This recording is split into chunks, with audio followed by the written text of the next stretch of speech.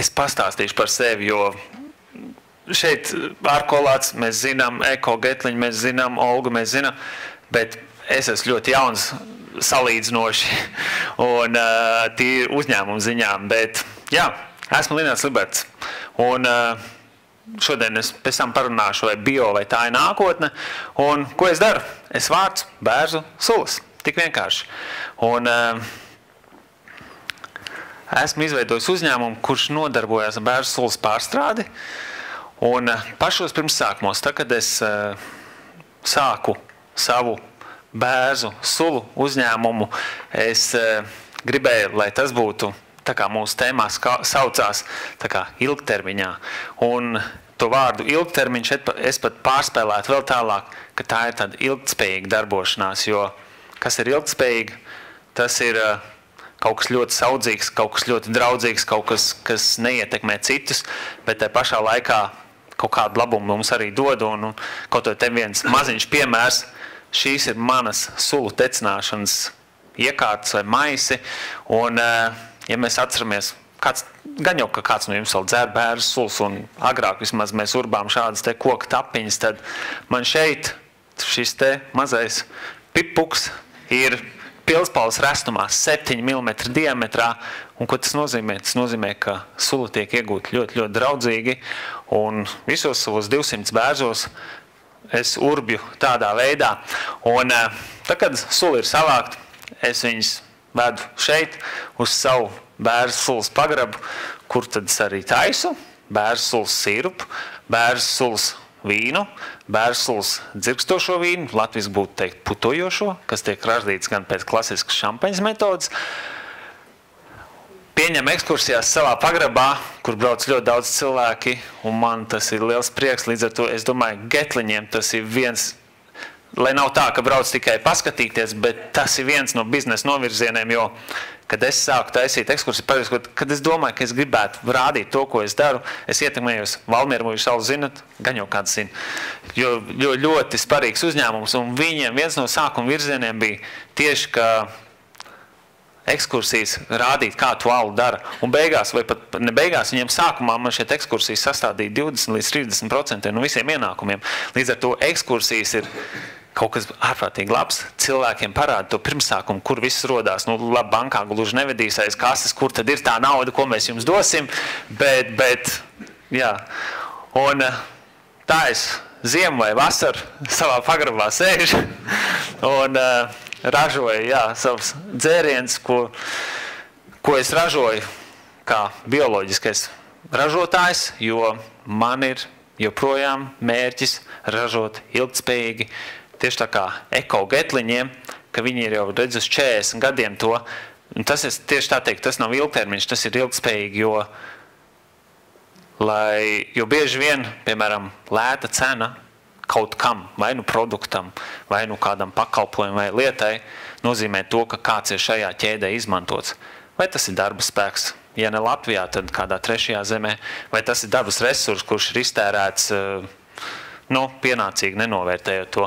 Un, jā, tas ir mans bērzu sulas sirups, ko es esmu vienīgais Ziemeļa Eiropā, kas tādu ražo. Tuvākie tādi bērzu sulas sirupu ražotāji ir Kanādā. Tas ir mans vīns. Un arī bet domājot par šīs dienas tēmu, es tieši gribēju pateikt, vai bio, vai tas ir nākotne, jo mēs bieži vien domājam, bio, tas baigi moderni, baigi forši, mums piedzimis bērni, mēs sākam domāt, ko mēs īsti ēdam, jo tas, ko mēs ēdam, tas mēs esam.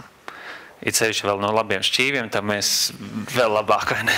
Bet par to ir jādomā, un tad tas bio, tas eko, tā nav vienkārši moda. Tas ir tas, uz ko ir, vismaz es pat domāju, Latvijā, pa citiem es nezinu, Latvijā mums ir visas iespējas to ļoti labi realizēt. Kas mums ir? Mums ir tīra daba, mums ir daudz meža, daudz zemes, maz cilvēki, ko pabarot, daļa, diemžēl, ir aizbraukuši, un līdz ar to tas bio, manā gadījumā, es esmu tā kā uz tāda viļņa, jo bioloģiskais tirgus nebūsim naivi. Eiropā viņš aug 20 līdz 30% gadā. Kurš tirgus vēl tā aug? Ļoti reti kurš. Bet tas ir tāpēc, ka pārmaiņas kādreiz būs. viņas būs agrāk vai vēlāk, bet mums ir jāgatavojās jau viņām tagad. Varbūt viņas būs pēc 50 gadiem, varbūt pēc 100, bet varbūt pēc 5. Un līdz ar to tāda bioloģiskā, ekoloģiskā domāšana ir man iekšā, un sākot savus produktus ražot, es gribēju, lai viņi bioloģiski certificēti. Starp citu, Latvijā mēs esam kaut kādā aptuveni tīri tādā vīna kategorijā. Mēs esam 30 vīna mazie ražotāji. Varbūt esat kādreiz dzēruši Latvijas vīnas, es nezinu. Un tad es esmu vienīgais, kurš ir bioloģiski certificējies. Jo ko tas nozīmē? Tas nozīmē, ka sula tiek savākt atbilstoši. Nu, labi, Latvijā arī mēs esam unikāli, jo mēs sakam, mums viss ir bio. Mums tantē kartupeļu tirgu ir bio, mums vecmāmiņai viss ir bio. Pa lielam tā arī ir, bet, lai to varētu pierādīt, lai mēs varētu likt šo te zaļo zieģeli virsū saviem produktiem, mums visam ciklam ir jābūt bio, sākot no savākšanas, sākot ar piedevām, ko mēs tur liekam, un ar to sarakstu, ko mēs tur drīkstam likt, ir viņš gaužām maziņš, jo bioloģiskajos produktos nedrīkst neko likt. Un es savu dzīvi arī veidoju, pamatojoties uz šiem mērķiem, lai tas būtu ilgtspējīgi, lai tas nav tā, ka es nopērku plasmašu struntu, izmestu, getliņos viņš sapūdētu. Mums ir jācenšas, lai īstenībā, varbūt viņi priecīgi, ka viņiem daudz atkritumu, bet mums būtu jārūpējās, lai būtu pēc iespējas mazāk atkritumu, lai būtu viņš šķirot. Un tiešām tikai, ko rīdznieks, tieši tā, ko rīdznieks pūstošo nevar izmest deponēt, jo man mājās tiek šķirots metāls, stikls, plasmas, organiskie, es sašķiroju, un papīrs, es sašķiroju tā, ka es reizi pāris mēnešos braucu uz lielo poligonu, kur es vienkārši pavēltu sametu pa konteineriem. Tas ir tas, uz ko es virzos, ko mēs ieviešam savā ikdienā, savā dzīvē, jo, tā kā sākumā teica, lai kaut kas mainītos, jūs teicāt, ir jāmainās pašam. Mainīsieties jūs, mainīsies apkārtējie, jo jūsu attieksme ir tas, kas nosaka tagadni, nākotni, un nevajag vienmēr bakstīt kādam pirkstu, palīdz kaut ko izdarīt. Mēs paši, un ar savu piemēru, ar savu labo piemēru mēs ietekmēsim citus. Un runājot par bērnu... Piedodies, es tagad pēkšņi, kamēr es neaizmirstu. Tu gribi teikt, ja tā tiešām tik smalki sašķirot tā kā tu, tad var aizvest un pa brīvu tos aktivumus izmest? Ir šķirošanas poligoni, jā. Jā, Ikšķelē ir viens, Ogrē ir otrs, es esmu pa vidu starp abiem diviem. Rīgā, starp citu... Ļoti labs jautājums, to citu reizi. Es tikai kamēr es neaizmirstu. Un Rīgā varbūt tas brīžiem īstenībā ir pat vienkāršāk, jo es esmu laukos, man ir viens hoētikas konteiners, pārējo es daru brīvprātīgā kārtā, sakot, man tas tā liekas, ka man tā ir jādara. Citi met pudeles, ka met konteinerā iekšā, es dzirdu viņam, tur met krīt stikli, viss iekšā vienā, kur tiešām neviens nekad nešķiros. Un starp citu dzirdēju ziņās, ka mūsdienās paliek mazāk, visi fosīlie un vēl nezinu kas, bet arī dārgmetāli. Un kur dārgmetāli tiek izmantot? Jūsu telefonos, jūsu televizoros, visur ir dārgmetāli, kaut grams, kaut pusgrams, kaut miligrams. Un drīz būšot viņus vieglāk nevis atrakt no zemes, jo viņi būs tik dzīlēs, ka būs vieglāk deponēt, respektīvi recirkulēt, izgāstuvus, jo veco laiku televizoros tie metāli ir vēl vairāk, un būs atkal getliņiem jauns biznes. Derīgo izrakteņu biznesi. Tieši tā, jo tas būs daudz vienkāršāk pārrakt vienu kalnu 84 hektāru platībā nekā rakties, zinu cik dziļi, jo to zeltu vajag kā dārgmetālu, kā nesējvielu. Redz, no kurienes vējš pūš. Un tagad es ar saviem bērziem darbojos, man ir tā foršā sajūta, ko es novēlu katram, ka lai kaut gan es dzirdēju, ka katram savu sajūtu, ka beidzot atrast, ka ir jādejo, nevis jāhoreogrāfē, tad vai vēl kaut ko. Jo man ir forša sajūta, ka es varu darīt to, kas man patīk. Un ja tas vēl saskan ar mūsu vērtībām, jo, piemēram, bērs ir tas, kas piestāv mūsu reģionam. Bērs mums svijās cauri dziesmām, cauri tautas dziesmām. Jūs sēžat uz bērs beņķiem. Jūs no bērziem ziemā varat no pumpuriem iegūt tēju, ko ārstēties pavasarī. Kas notiek? Mēs esam sēdušies visādus sūdus. Un gribam attīrīties no tā, mēs pirmais, ko daram, izaudzējam lociņus uz palodas un dzeram bērzu sulas. Nāks vasara, būs karsta vasara, mēs nogriezīsim zarus, sāksim pēties pirtī. Ziemā mēs nocirtīsim bērzu, būs mums silta māja, silta malka, jo arī ilgspējīgi domāt un lietot to, kas aug mūsu apkārtnē.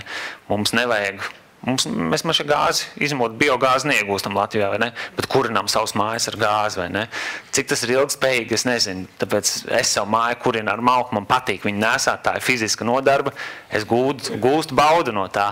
Un bērs kā viela, jā, nevelc tautas dziesmās dzied.